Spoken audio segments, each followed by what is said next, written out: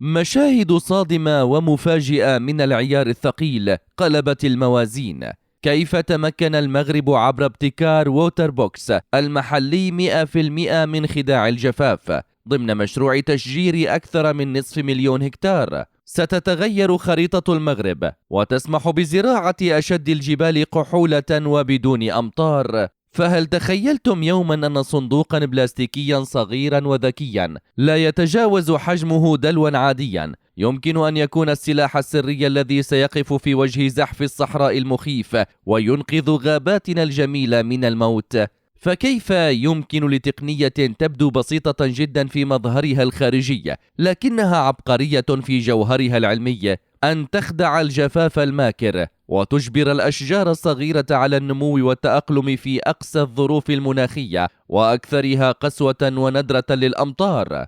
وما هو هذا الابتكار العجيب والمذهل الذي قرر المغرب بكل حزم وثقة تصنيعه محليا بلمسة وطنية خالصة ليحول به الجبال القاحلة والمنحدرات الجافة إلى واحات خضراء تنبض بالحياة، ضامنا بذلك بقاء أكثر من 95% من الشتلات على قيد الحياة في تحد مباشر لغضب الطبيعة وتقلبات المناخ التي تحير كبار العلماء. مشاهدينا، موضوعنا ينطلق من محيط سيدي بوسحاب بجماعة أمس كرود، حيث لم تكن الزيارة الميدانية الأخيرة للمسؤولين في الوكالة الوطنية للمياه والغابات مجرد جولة تفقدية روتينية، بل كانت إعلانا رسميا وحماسيا عن نجاح تقنية ووتر بوكس أو صندوق الماء الثورية. هذه الخطوة الجبارة تأتي في قلب استراتيجية هجومية وطموحة جدا أطلقتها المملكة تحت اسم غابات المغرب 2020-2030، وهي ليست مجرد شعارات رنانة بل خطة وطنية متكاملة ومدروسة تستهدف غرس أكثر من نصف مليون هكتار بأشجار قوية تقاوم العطش والجفاف. وهنا يظهر بطل قصتنا، هذا الخزان المائي الذكي الذي يعمل كحاضنة طبيعية مذهلة وكأم بديلة حنونة أو فندق 5 نجوم للشتلات الصغيرة في فترتها العمرية الأضعف.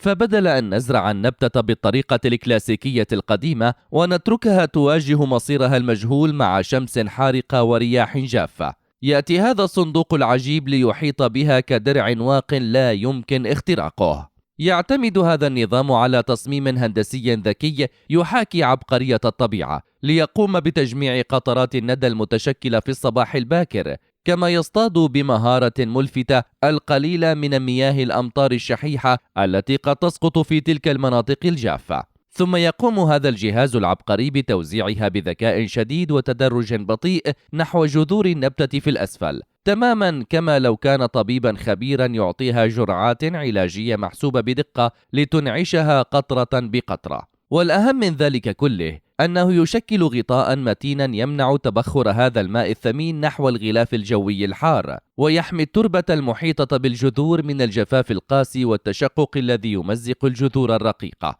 لكن احذروا أن تظنوا ولو للحظة أن هذا الدلال المؤقت يجعل النبتة كسولة أو اتكالية، بل على العكس تماما، فهو في الحقيقة خدعة نباتية بامتياز ومكر علمي محمود، حيث يمنع الجذور من التمدد السطحي المريح ويدفعها دفعا للحفر عموديا في أعماق التربة المظلمة لتصل هي في النهاية إلى المياه الجوفية وتضمن لنفسها الاستدامة الذاتية بعيدا عن تقلبات الطقس السطحي. هذا التكتيك المذهل يمنح الأشجار بعد رفع الصندوق عنها قوة صمود استثنائية لمواجهة الحياة بمفردها. والجميل والمفرح جدا في هذه القصة البيئية العميقة والذي يضفي عليها لمسة فخر مغربية خالصة هو أن الوكالة الوطنية للمياه والغابات لم تكتفي بالحلول السهلة المتمثلة في استيراد هذه التكنولوجيا باهظة الثمن من الخارج، بل قررت بشجاعة أن تنقل المعرفة وتنتج نموذجا محلي الصنع بالكامل لجهاز ووتر بوكس. نعم يا سادة، لقد تحولنا من مجرد مستهلكين للتقنية إلى مصنعين لابتكار رائد ببصمة مغربية 100%. هذا القرار الاستراتيجي لم يساهم فقط في خفض تكاليف التشجير بشكل دراماتيكي يوفر أموالا طائلة، بل سمح للخبراء المغاربة بتكييف تركيبة الجهاز وتفاصيله ليتناسب تماما مع خصوصيات التربة والمناخ المغربي المتقلب.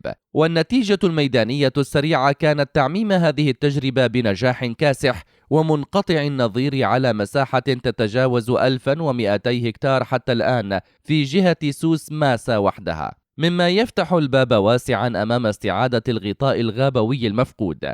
هذا الإنجاز الرائع يتجلى بوضوح تام في إنقاذ وحماية أسطورة النباتات المغربية، شجرة الأركان الأصيلة والعنيدة، هذا الرمز البيئي الفريد والذهب الأخضر الذي لا ينبت بشكل طبيعي في أي مكان آخر في العالم سوى في بلدنا. هذه الشجرة المباركة التي كانت تتراجع مساحاتها بسبب سنوات الجفاف القاسية باتت تنمو اليوم بكل شموخ بموارد مائية أقل وبقوة صمود أكبر أمام التقلبات الجوية والرياح العاتية بفضل هذا الصندوق الذكي. ولا يتوقف الإنجاز عند شجرة الأركان، بل إن هذه السياسة الغابوية الذكية تركز بشكل أساسي وممنهج على غرس أنواع نباتية أخرى تتأقلم ببراعة مع التغيرات المناخية وتحمل قيمة اقتصادية واجتماعية كبرى، مثل شجرة الخروب التي يشهد الطلب العالمي عليها ارتفاعا صاروخيا، وشجرة الزيتون التي تعتبر عمادا اقتصاديا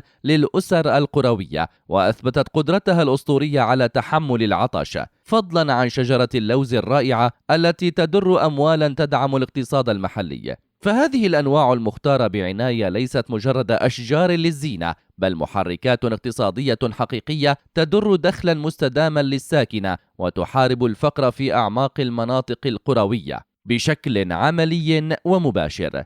العالم بأسره يغلي حرفيا، وشبح الجفاف يضرب بقوة في منطقتنا، مما يجعل الطرق الكلاسيكية في التشجير مضيعة للوقت والجهد والموارد المائية. أما اليوم فنحن نقف بكل فخر واعتزاز أمام نسب نجاح خيالية تتجاوز 95%، وهو رقم فلكي بكل المقاييس العلمية. هذا التحول العميق يجسد بامتياز المحور الثالث لاستراتيجية غابات المغرب، الرامي إلى عصرنة وتطوير المهن الغابوية، حيث لم يعد التشجير عملية غرس تقليدية عشوائية، بل استثمارا ذكيا يعتمد على التكنولوجيا لحماية الثروات. تخيلوا المشهد المهيب بعد سنوات قليلة، عندما تغطي 500,000 هكتار من الغابات الجديدة أراضي كانت تلالا جرداء. سيكون هذا المشروع حائط صد استراتيجي لحماية مدننا وقرانا من زحف الرمال في الجنوب المغربي، وخزانا يمتص الكربون الخانق. إننا نعيش ثورة خضراء هادئة ومبتكرة تثبت للجميع أن مواجهة التحدي الوجودي للمناخ تحتاج إلى ذكاء وإرادة قوية لتحويل الأزمات الخانقة إلى فرص ذهبية للابتكار ليصنع المغرب مستقبلا أخضر مشرقا. الآن سؤال أخير لكم: لو أتيحت لكم الفرصة اليوم لغرس شجرة واحدة في مدينتكم أو قريتكم باستخدام هذا الصندوق العجيب، ما هو نوع الشجرة الذي ستختارونه ولماذا؟ بانتظار إجاباتكم الرائعة في قسم التعليقات. نستودعكم الله وإلى اللقاء.